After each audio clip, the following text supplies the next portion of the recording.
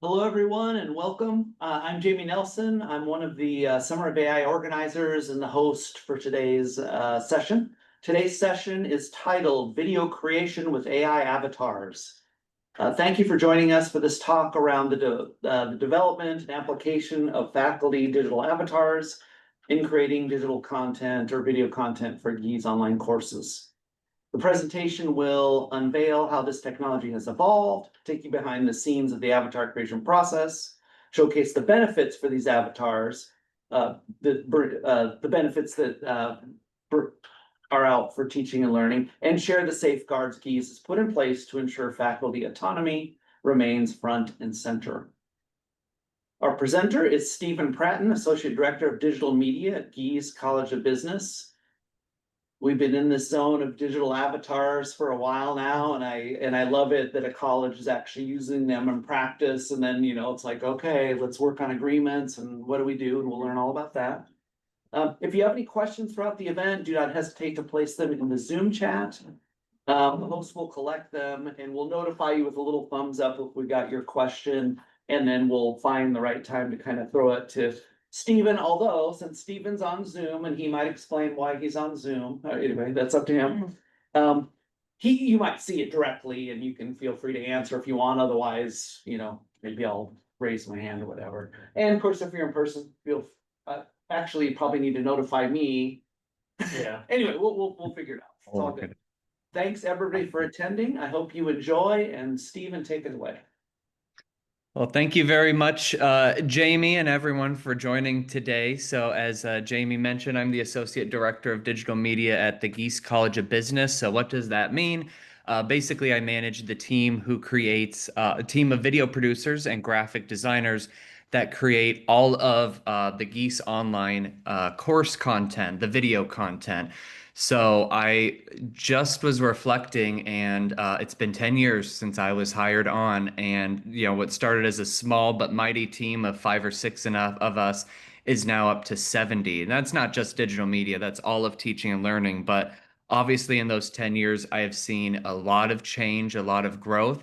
And these avatars are just another example of that, of how the campus and Gies especially are always trying to push the envelope for innovation. So excited to share with you all here today. And can you all see my slides? Excellent. Yes. All right, well, I'll jump right on in. So yeah, like I mentioned, excited to join you, give you a behind the scenes look at how Gies has been leveraging digital avatars for the lecture video content in our online courses. And we've been on this journey for over a year now, actually a little bit longer than that. So I think I have a lot to share in terms of what we've learned along the way, and how, kind of where we think this technology is headed next. We'll try to look at the crystal ball a little bit into the future. So let's start kind of with our early exploration. How did this even begin? So in late 2023, my team got its first hands-on experience with the digital avatars, really by building on earlier work from the Gies Disruption Lab. They introduced us to two generative AI tools that were relevant to media production. One being Synthesia, which is a leading platform for creating avatars, or digital twins, as we like to call them. It feels a little less rigid. And these digital twins allow us to generate video content that looks and sounds like a real person simply by inputting a script. They also introduced us to 11 Labs, and that platform provides professional voice cloning. So same idea, we can create audio that sounds like someone, but they're really focused on that high quality audio. And so with these capabilities, it wasn't much of a stretch, of course, to think about how they could be used to help streamline some parts of the video production workflow, which anyone who's done video production, it's a very resource intensive process and it takes some time. So where can we gain some efficiencies? Because we're all about scale too. We make several courses every year. So with a little bit of encouragement, or a lot of encouragement, from our Gies Chief Disruption Officer, Robert Brunner, who's actually slated to make a new course with us, we said, okay, it's probably time. Let's give these tools a little bit of a try. So At this point, the technology was brand new. It's honestly still a little bit new, but it was brand new back then. So we knew we had to proceed cautiously and not just throw out the baby with the bathwater. At the end of the day, we still had to produce a course and get it published in our timeline. So with that in mind, most of the video content for Robert's Disruption and Emerging Technologies course was recorded traditionally in the studio here on campus. But Robert's team did provide us with footage of his avatar for the course introduction. And there was one lesson that we had recorded that contained an error. And since Robert did not live in Illinois, in order to fix that little error in one video, he would have had to come all the way back to campus and record, what might have been like a minute that we had to replace. So all the effort just to fix one error. So using the avatar generated footage to supplement the video, remove the error and replace it, that was kind of our first realization of, okay, these avatars might have some big benefits, especially for those faculty members who might not live in town. So, after launching that Disruption and Emerging Technologies course, which we are actually redeveloping right now because that changes so rapidly, that really started our adventure of diving into the world of digital avatars much more deeply. So, the teaching and learning unit within Gies, who develops the online courses, we decided let's go ahead and secure our own Synthesia license. And we created 3 custom avatars of our faculty members, Josh Pollitt, Zhang Yi Spencer, and Daniel Green. So Josh and Zhang Yi were both slated to fully redesign 2 online courses. And meanwhile, Danielle, who also lives out of state, actually in New York, so not an easy trip, she had been recording lecture videos at home, meaning that every time she wanted to record, she had to pull out the camera, she had to pull out the lights, she had to get that set up and tear it down, when she didn't want her living room being a studio. So we thought that's a perfect candidate to have an avatar. We just saw how much time and effort that could be saved. So really, after confirming the interest to trial this out with these 3 faculty members, we were ready to go and we made their avatars. And our initial take on these avatars were that they were good. They were certainly not perfect, and part of the process was challenging. So cloning the voice in Synthesia was a really lengthy and unpredictable process. So really out of necessity, we pivoted back to 11 Labs, the voice cloning platform, to generate their voice, and stitching the voice and the avatar together. It worked, but it added a lot of time for our staff in order to work on those dual platforms. We also noticed there was certainly some lip sync issues. So sometimes the movement of the mouth didn't totally match the words that were being spoken. And I think digital media staff are, of course, a little bit more hypercritical. Maybe the average viewer might not notice, but there was an uncanny valley effect. And if you're unfamiliar with that term, it's basically where something looks close to real, it looks close to right, but it's just off enough where it's hard to kind of like get over that fact. So you're kind of like looking out for what is not totally right there. But despite all of those challenges, we did know the technology, as with anything with AI, it was improving quickly. And we felt like it's got enough potential to at least start trying it out in our course developments. Now, before pulling the trigger, we are a university, and as we like to get our data, and as anyone should, we want want your decisions based off a little bit of data. So we went ahead and made a more informal survey to assess what I like to call the watchability of our avatars. And so basically, the question was, were the avatars distracting away from the content?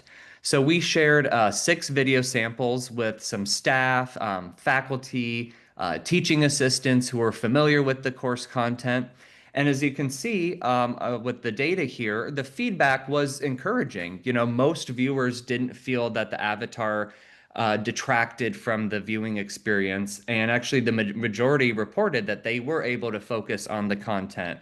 They were able to follow along with the instructors. And the majority said they would be generally satisfied with a course using avatars. So that was promising. But of course, it's not just about the watchability. The whole point of this is to teach. And so the learning outcomes had to be evaluated too. And so our survey asked a series of knowledge check questions to gauge the viewer's understanding of the content, especially for those who weren't teaching assistants, who were just kind of consuming this content for the first time. And as this data shows, the vast majority of our viewers answered the questions correctly, sort of suggesting that the use of the avatars did not negatively impact our desired learning outcomes. So, with this positive data in hand, we jointly decided with the faculty members to use their custom avatars to develop the raw footage that we would have traditionally recorded in the studio for their courses. And now I want to go a little bit kind of behind the scenes. As I said, this is a behind the scenes look. So, talking a little bit about what this avatar creation process looks like. The first step is that we record a pre-written script that Synthesia gives us. We record that in our green screen studio, and it requires 3 full takes without any mistakes. And the script includes instructions for talking in different tones and talking or and moving around and doing a couple of different gestures. It also requires a consent recording where the talent is looking at the camera and says, I grant Synthesia the right to make my avatar. They, of course, will not proceed unless they have that video clip. And then for the voice of the avatar, faculty read several different prompts again, and that's done in different tones and different styles. So they'll read one where they're scared, or they're concerned, or they're mad, or they're excited. And these are verified in real time. So we would do the recording, and then little wait bubble, and then it would say confirmed, or you need to try again. This was by far the trickiest part because a lot of our recordings failed without any explanation. We were in a studio, we had a high quality microphone, we did everything they said, and sometimes it just didn't work. And that was kind of, that's sometimes how this technology is. It can be a little unpredictable. But at the end of the day, you get through those 2 steps of recording the footage, getting the voice clone made, that's uploaded to Synthesia, and it takes about 10 days for them to process that. And then at that point, your avatar is created and it is ready to use. So what happens next? Well, going forward, then one of my producers, they will receive the faculty member script for a new video. They'll copy and paste it directly into the Synthesia platform, and then they will preview the audio to catch any pronunciation issues. So that's where this diction tool that is in the Synthesia platform is really key. So, for example, whenever we would talk about geese, Gies, it would say geese. So we had to go in and say, no, actually, like pronounce it like the spelling of the birds. So, at the end of the day, like with most things, a human review is still completely necessary just to make sure that we are getting an end product that's going to work for, professionally polished video. But once the audio checks out, we hit generate, and within about 10 or 20 minutes, kind of depending on the length of the script, the footage is ready to download. And this footage is essentially what we would usually record in the studio. So you'll see in my picture here, we put a virtual green screen background behind Josh. This would be almost indistinguishable from what we would record in our studio. And then once we have that footage from Synthesia, we move on to the usual editing process. We combine the footage with on-screen text, with different graphics and visuals, and then it heads into our quality control and faculty review steps. So kind of from that point on, it's business as usual. Then last summer, Synthesia announced their new expressive avatars, and this marked a big leap forward in the quality of the footage we were receiving. And this model could then detect emotion directly from the script and reflect it in the avatar's tone. So if you add in phrases like "I'm excited" or you put in a bunch of exclamation marks, it's going to result in kind of a more enthusiastic delivery from the avatar. And so one of our techniques is like almost every other sentence, add in an exclamation point. So it's kind of keeping that energy going. But with this model, that aside, the emotion aside, the biggest improvements were the kind of more natural and accurate lip sync And the voice cloning process, which I talked about earlier being a pain, that had improved drastically. So it went from being about a 2 hour process to something we could do in about 30 minutes. And since that had improved so much, we no longer needed 11 labs for the voice generation. We could go ahead and do everything directly in the Synthesia platform. And so our producers then got back a lot of time because they didn't have to stitch those two together. And so this increased realism and the watchability of the avatars was another step to giving us more confidence that these are getting, kind of ready for prime time. It's not so experimental now. Luckily, we had another opportunity with Robert Brunner to trial out this new model as we began preparing for the development of his new AI and business course, which actually launched this spring. And this course was our first to feature an avatar entirely. I think, except for in the introduction video where Robert is standing next to his avatar, which is kind of funny. I think they have like a little chat with each other. And of course, he still lived out of state. So this again, we realized that benefit of he was able to work from home and not have to come to campus every time that we needed to record a video. And so to showcase just how improved this new model was, I want to share a brief video clip that shows first Robert's original avatar using the old model, and then its comparison against the current expressive model. So I'll go ahead and let this play. Hello, fellow disruptors. I'm Professor Robert Brunner, and it's my pleasure to welcome you as an AI-generated avatar. Generative AI can produce new data in the form of text, images, audio, and more. A prominent example of this technology is large language models, LLMs. Hello, fellow disruptors.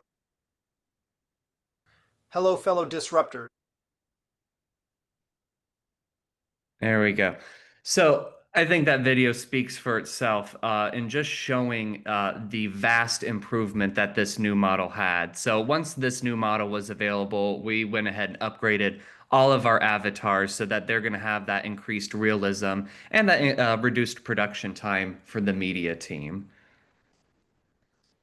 So we're also exploring how avatars can do things that most of us cannot do. One of those being the ability to speak in several languages. And so our avatars can speak over 20 different languages in the talent's same voice and 140 different languages in a stock voice. So what's that mean for an online global program such as the IMBA within the Gies College of Business? Well, that means our audience of global learners is going to be able to better engage with our content in their native language rather than just having to rely on translated captions. So really think about that untapped market out there that can really benefit learners across the globe from accessible, high quality business education. It's good for our learners, and what's good for our learners is good for Gies, and it's good for the campus.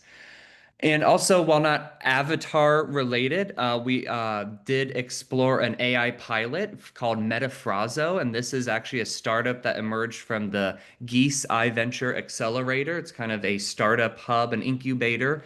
And this platform takes existing video content and translates it again in the person's same voice into 60 plus languages.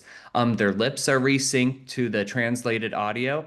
And what I find most impressive is that it can also translate the on-screen content, the on-screen text, into the selected language too.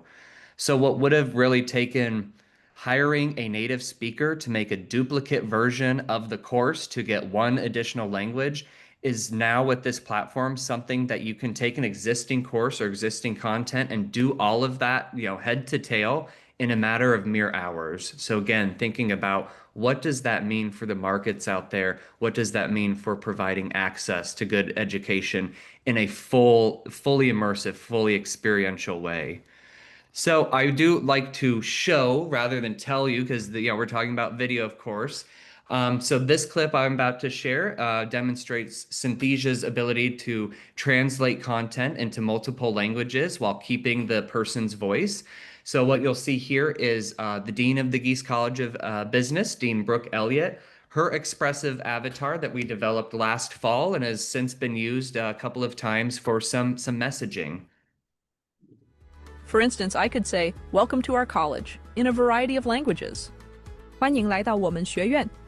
Bienvenido a nuestra universidad. हमारे college में आपका स्वागत है.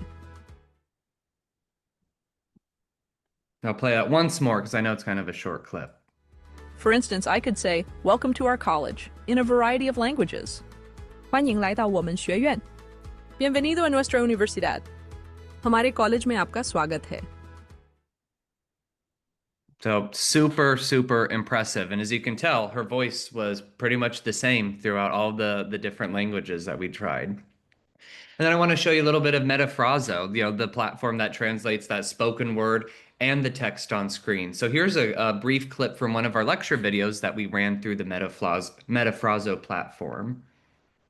By understanding ours and others' emotions and learning how to manage and regulate emotions, we can develop more meaningful relationships at work. Si entendemos las emociones propias y ajenas y aprendemos cómo manejarlas y regularlas, podemos desarrollar relaciones más significativas en el trabajo. By understanding ours and others' emotions. So, I mean, just super impressive. And I also have to just say, when we ran this clip through Metafraso, it was from, like I said, a Gies startup from some undergraduate students. I certainly wasn't doing this sort of stuff when I was an undergrad. But one thing you might not have noticed, or that you might have noticed, is that the platform can also detect the difference between images and the text that we want it to translate. So, the smiley faces here, the background, that Illinois flag, those all remain intact while the text is translated. But even the text translation, it retains the original font size, the original typeface, the original color, even after the translation. And oh, what a big deal. It is a big deal because that is crucial for accessibility, ensuring our color contrast standards are being retained. It's important for design. We very much intentionally design our videos to look good, and that's why we have our team of graphic designers. And then, of course, branding standards. We have approved typefaces that we need to follow. So it has that ability to pinpoint what it needs to translate and recreate it, kind of keeping those attributes intact. So I want to talk a little bit about our transparency with learners. I mean, I think the technology itself is very, very impressive, but the messaging around our use of AI avatars is very, very important and something we don't take lightly. So Gies is committed to full transparency whenever an AI avatar is used in our instructional content, or really anytime we're using an AI avatar. Because we're not trying to fake people into believing they're watching a traditionally recorded segment. I'm sure with that earlier model, people would have been able to tell. It's a little bit harder to tell now, but we are not trying to fool people into thinking that we recorded that in a studio. So we've adopted a policy that if the video does not explicitly state by the person in it that they are an avatar, or they are going to, see an avatar in the video, a disclosure, which I included here on my screen, follows every video if it's not explicitly stated. So we're just making it very clear that, hey, this is what we're doing, and this is even the platform. You can go ahead and check it out and see what it's all about. And then importantly, faculty. That's the big question I get a lot of time. So Gies is also committed to ensuring that faculty maintain full control over the use of their avatars. And to support this, the college collaborated with those 3 faculty members I shared earlier who already had an avatar to develop a formal memorandum of understanding. And so now this document must be signed prior to the development of any new avatars. And really, the agreement outlines what the college's responsibilities are. And that includes faculty always having the chance to review any content with their avatar before it gets published. And it also requires us to get written permission from them if we want to use the avatar outside of normal course development. And so beyond that, faculty retain total control and rights to their likeness and their voice. And they have the option to withdraw this approval for the avatar, kind of with whatever reason they want to. Of course, they have to give us a little bit of notice, but they have that ability to pull the use of the avatar whenever they want. And so this formal agreement, it's all about building trust. It's about building transparency about how we're using these avatars. And that's super important, as this technology evolves, and we're gonna certainly see bad uses of it out there in the world. We wanted to be that step ahead and say, hey, we are going to be responsible with your avatars, and you still stay in the control seat. So culturally, we think it was very important to set this expectation that we're not mandating people to use avatars. This is entirely voluntary. So, kind of just start summarizing, what the benefits we've already been realizing. Once an avatar is created, faculty don't always have to be present in our studios to generate high quality footage. We know they can record in Zoom, but we like that high quality footage. That sets our programs apart. This also then allows the faculty to redirect their time a little bit elsewhere. So they can focus on their research, or they can focus on the assessments for their course, or interacting with their learners. So it frees up a little bit of time, as well as for digital media staff. That allows them a little bit of extra time to focus on more sophisticated cinematic production techniques that, you really utilize what a physical studio can provide, especially our upcoming sound stages in Weimer Hall that will be opening soon. We're trying to push the bar more and more, and this frees up a little bit of time to make those investments of time. And then, of course, the ongoing challenge, the ongoing investment in making sure our video content out there is error-free and always up to date. That is a huge priority for our learners. They want to have stuff that is free of error and that is reflecting current thinking and current, tax laws, for instance. Those are changing all the time. We need to make sure that's current. So the use of these avatars allows us to address that need in a really efficient and less resource intensive manner. And then this is the crystal ball part. So don't quote me on any of this, but this is where I see that maybe we will be able to see the avatars going. And I think through our exploration, we are in a very good position to be able to jump onto these, evolutions in the technology because we're already in the space. We're already familiar with it.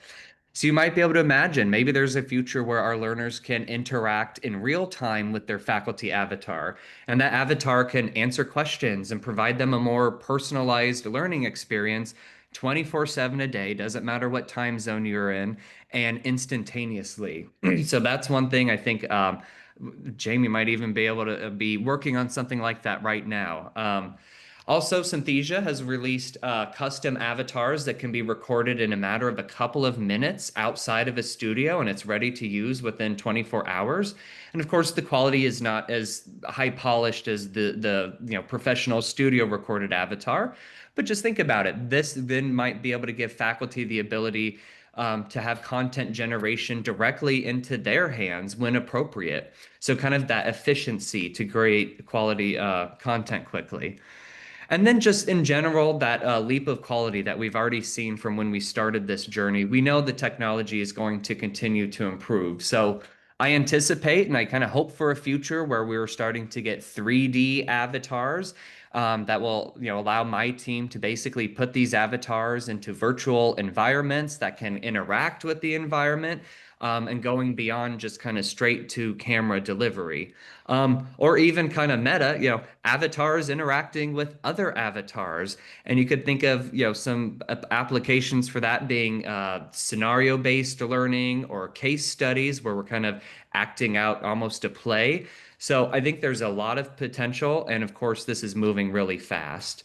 But I'm really proud of what we've done at Gies, and really, I know campus is putting a lot of energy and effort into the whole realm of AI. Is that really by being early adopters in this space, we're all positioning ourselves to be known leaders, that went boldly into the unknown and did it responsibly and in a way that really keeps our learners and our faculty, center of mind. So there's a lot more to come.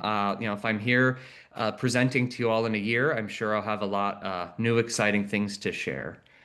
So thank you for taking that journey with me. I'm happy to pause here and see if there are any questions.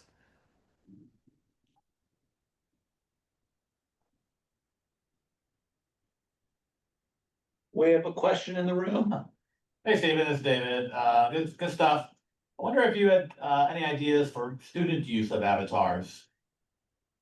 Student use of avatars. Well, I think now that we are seeing things like Synthesia's kind of that custom avatar that you can create with just a webcam, and HeyGen, I think, allows some free trialing of avatars.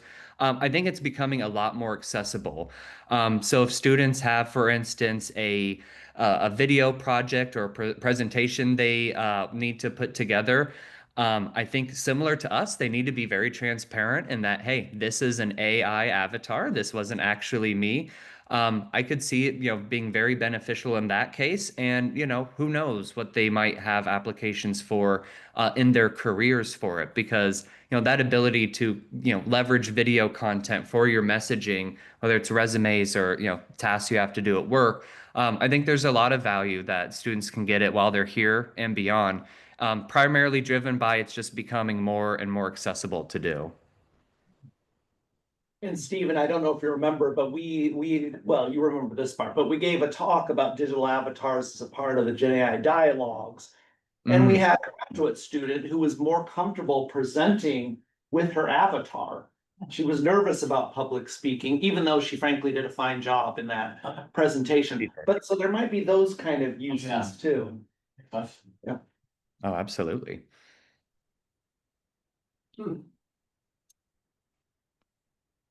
No, sorry, I missed Any question? Yep. Less a question and more just like based off of this, something that my mind immediately jumps. Oh, by the way, I'm Alex. Hi. Something that my mind immediately jumps to is not necessarily recreating people that exist right now, but people that did exist.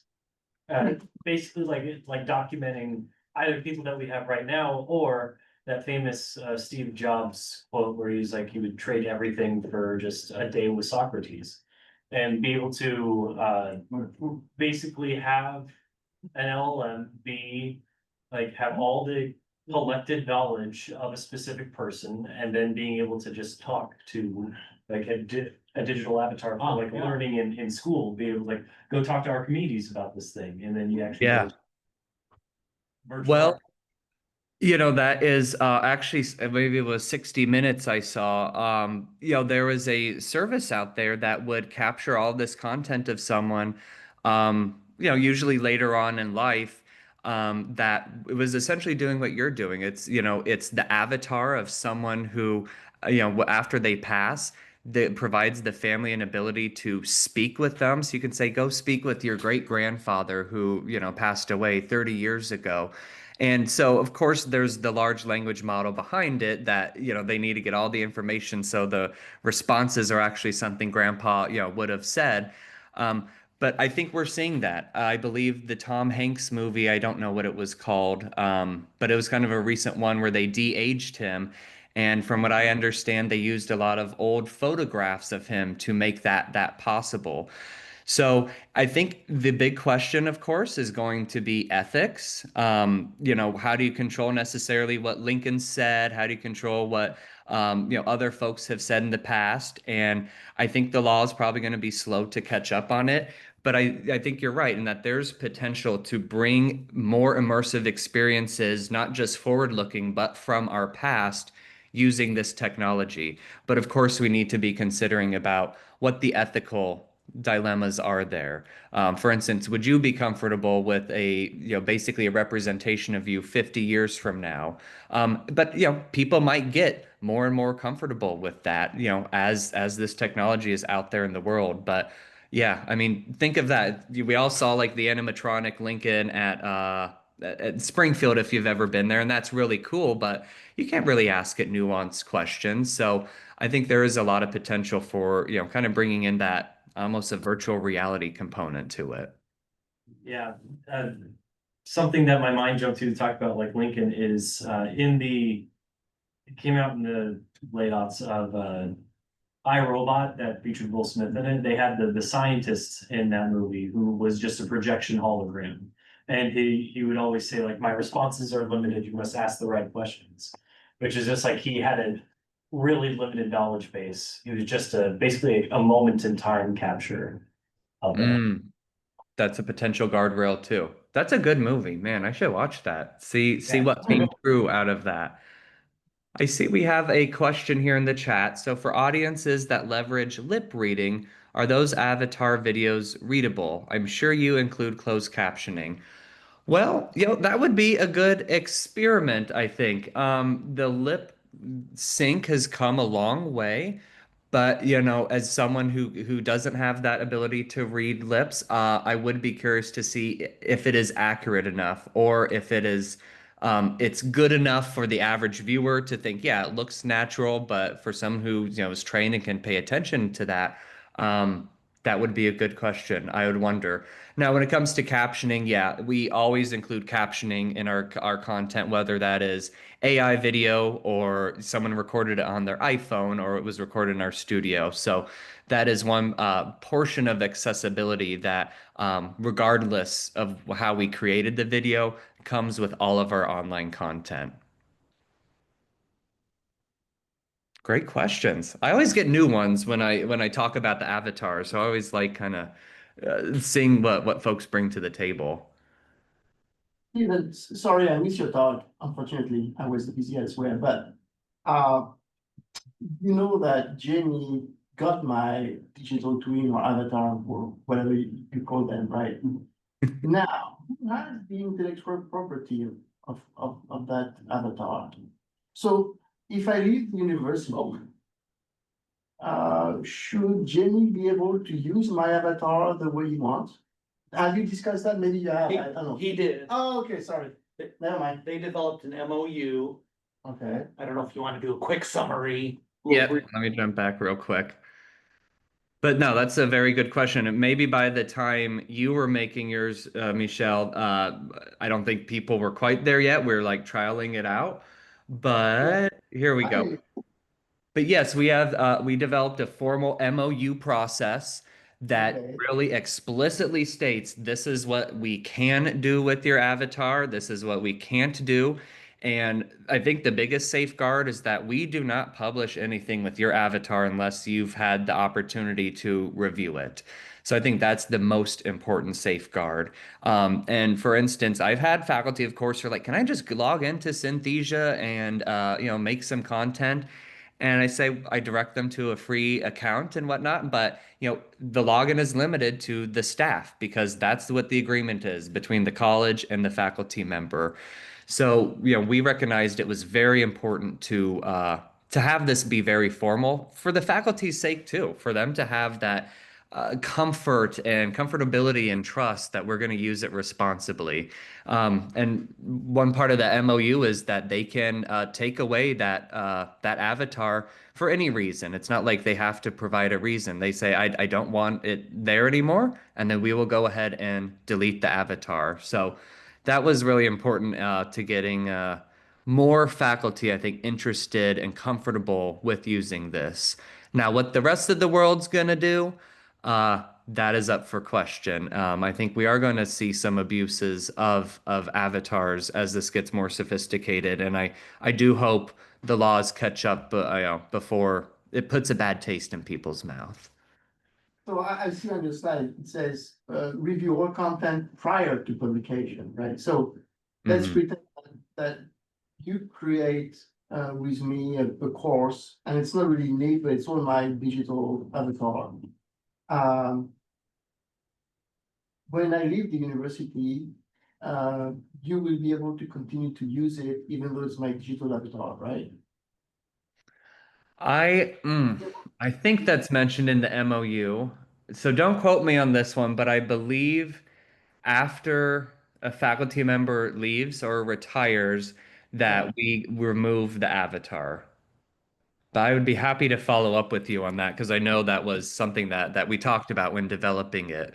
Now, of course, the content that was developed while you were a faculty member here, whether that's Avatar or not, that kind of falls under the same ownership rights that, yeah, the faculty member owns it, but also does the university. So that's kind of a separate contract when they're talking about the course. So theoretically, the content they've already reviewed and approved and is already out there, that should be able to stay out there. But developing any new content with the avatar, I'm almost certain that we say we go ahead and delete it if should someone leave the university.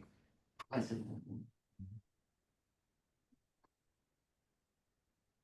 I met a faculty member who hesitate to use Synthesia or Hygiene because of the privacy issue. So how can like CITL consultant can answer when anyone who asks, oh, using Synthesia or Hygiene, like I'm concerned about my privacy whenever I use Hygiene or Synthesia. How can we answer that questions? It's a great question. And this, you can't necessarily control what folks do on their own. But if we're talking kind of more formal university business, a faculty member's making an avatar, for official university work, when we had to get our Synthesia license, it had to go through a security review from the campus level. It has to go through this risk assessment. And so, that's a little bit beyond me, but that campus group, checks out the privacy policy of the platform, asks, I remember it was like, 80 different questions, either from me directly or of the platform before we are ever able to buy a subscription and engage in the services. And Synthesia itself, I can't really speak for HeyGen, but I'd imagine it's similar. Synthesia recognizes that too. So, they have what's called a SOC 2 Type 2 compliant review, and that's basically where a third party comes in and says, yes, this company does a good job managing their data, securing their servers, and basically protecting, that property, that intellectual property that is, in their control. So that's where, those processes can certainly slow procurement down. Anyone who's done procurement on campus knows it can be a little slow, but it is for very, very good reason because we don't want to be doing business with a bad actor who has the possibility of, being hacked or having that data being used in a harmful way. So I think that might be something you can tell them is that, I'm sure not all the platforms out there do that, but anything that the university is going to utilize with official business goes through a strict security compliance review. I was gonna add that it's challenging now because some of the tools, you can just take somebody's picture off the internet, put it on there and animate it. So Yeah. it's gonna be tricky and we can't control those kind of things. Another thing that I was gonna throw out that I'm not saying we're facing it yet, but when we make an interactive avatar that you can talk to, and we did one of Shanique, our communications coordinator here in CITL. But since people can interact with it, they could ask it weird questions and record with it or whatever. And that's just something to be, I don't know, aware of too. And I don't know if we can control that either. Right. Yeah. Hey, Yeah. Steve, Oh yeah, Michelle. I have another question, and maybe you discussed it, so I apologize if it was discussed, but how do you view the use of avatars changing your role as a videographer or someone who is helping faculty get into recording studios and generating, quality video assets for courses? How do you view that? The development of all those tools, how do you view that development influencing or perhaps forcing the evolution of your job responsibility? Yeah. Oh, yeah. It's certainly a concern of mine and my team, and they've expressed that. And it's one of those things where we know it's coming, we know this is kind of out there in the world. So what I see the avatars and other digital, other AI technologies allowing us to do is to up the envelope on the quality of what we can do. So if we are just doing kind of our standard business through the avatar, then maybe that means we can do really, really great interviews or focus our production techniques on getting some things that are really cinematic because the avatars, even if they get sophisticated, are not going to be appropriate, I think, for every situation. If you're talking about something emotionally charged or you're speaking with an expert, that doesn't feel like a good use case for an avatar. You kind of want to hear it directly from the person itself. So, Of course, this is in light of the two new sound stages that will be opening up in Weimar. So I think these supplement our work and they free us up to kind of keep pushing the envelope. So I certainly can't guarantee the future of of what the industry, essentially the media industry, is going to have to combat. But I think this is a way where we can keep differentiating our content by, let's not just reach masterclass quality, let's like push it further. Let's go to the next level. And this even comes into beyond the avatars where there are platforms that we have access to, like Sora, ChatGPT Sora, where we can type in a prompt and generate an image, or we can generate B-roll. For instance, Robert Brunner's course, he was talking about the future of drone technology and how it might be able to be used to fix power lines in the future. Well, Storyblocks didn't have any video of a drone fixing a power line. And we certainly didn't really have the resources to go and get that set up, but we were able to put it into Sora, either Sora or Runway, that's our other platform, and generate that. So that's another way where we are able to take something that was kind of abstract and visualize it and really enhance the experience for our learners. So bottom line is, I think hard to say where it would be 10 years from now, but I think for the next several years, we're taking it as we can push our creative envelope here because this is going to free up a little bit more time, or just the tools themselves let us do new things. Thank you. Farzad has a question in the chat there if you want to peek. Yeah. In the scenario you described with the MOU and someone leaving the university, can the department re-render the videos/courses with the new avatar? Or is that part of the MOU and the instructor's right/IP? Um, I believe the answer to that would be separate from the MOU. That's whatever agreement and contract instructors have with the college when they develop a course. But I do believe the answer to that is no, because that is the instructor's intellectual property. So if we are having someone new developing a course, basically we have to develop that from scratch with that faculty member's expertise and what they want included in the video. Now, of course, there's always the possibility there could be an agreement with, the former faculty member who taught that course to say, hey, is that fine? Sure, that's fine. We're just going to swap this out because I'm teaching the course now. But that would have to be a separate agreement. So basically, in general, if someone is taking over a course and we're redesigning it, they have to kind of start from scratch. Now, when it comes to things like the animations and the graphics that are developed by my team using, University of Resources, that's where we might be able to reuse some of that existing content, but we can't basically just swap out the person and slap a new name on it because that is their IP.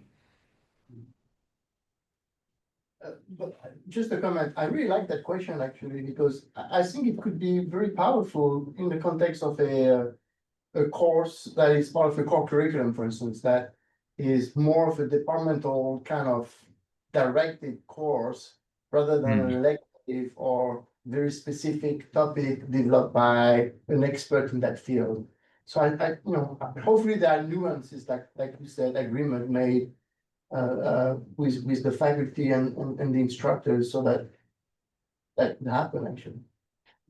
Yeah, I mean, it's like, let's leverage what we've already developed a little bit more. So as Gies is just starting to kind of think about what we would do in the undergraduate space, I know the model they are thinking of is, instead of just having this one faculty member teach, like, Business 101, for instance, let's have all the faculty member who teach that come together, co-develop that course. So it is co-owned between them, so that you aren't having kind of these one-offs and having to say, well, they're gone now, so we have to totally redo it. But yeah, it's that kind of efficiency that it would allow. I absolutely see that. And so, yeah, as we certainly look into the undergraduate space, it is a different business model. The money is more distributed from undergraduate tuition across the campus, where graduate programs, the college gets to, essentially retain more of that. So Gies and teaching and learning specifically are going to have to think about, how do we still get really high quality, but also recognize this is a different sort of model where we might not be able to put all of the resources that we do with our graduate programs, but of course, by maintaining that quality. Right. I have one more question. Can I ask another question? Yeah. So, Absolutely. are the digital avatars still fairly static? In other words, they don't move around. Or how far are we from being able to have an avatar that walks around a classroom or whatever? You see what I mean? Or like someone being videotaped. How far are we from that? Good question. I don't know. Jamie might have a better idea. I mean, I keep my finger on the pulse of what's going on at Synthesia. And, it seems they're still riding on the expressive avatar wave. They tend to kind of make a big wave, and then they must be doing a lot of research at the moment. And then it's like kind of the next generation. So I think that's in the future. Exactly when and how that's done, is it like a 3D scan? I don't know, but I do imagine that that is where we are heading because you mentioned static. As you saw in the video clips, the avatars are pretty static. It is direct to camera delivery and even natural gestures we would do while we're talking.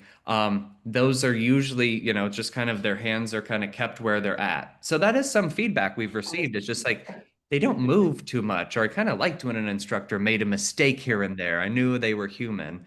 So, it will improve the timeline.